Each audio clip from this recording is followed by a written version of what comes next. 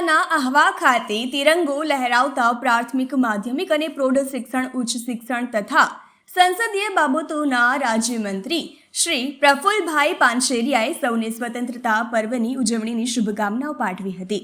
દેશ સમસ્તની જેમ એક પેડ માં કે નામ અને હર ઘર તિરંગા સાથે ડાંગ જિલ્લામાં પણ ખડા થયેલા દેશભક્તિના અનોખા માહોલની સરાહના કરતા મંત્રીશ્રીએ તેજસ્વી તારલાઓ, શ્રેષ્ઠ કર્મયોગીઓ, વ્યક્તિ વિશેષોનું અભિવાદન સન્માન પણ કર્યું હતું। ઉલ્લેખનીય છે કે ડાંગના જિલ્લા કક્ષાના આહવાના કાર્યક્રમ સાથે વઘઈ તાલુકાનો ધ્વજવંદન કાર્યક્રમ ભદરપાડા ગામે અને સુબીર તાલુકાનો કાર્યક્રમ મોખામાળ ખાતે યોજાયો હતો।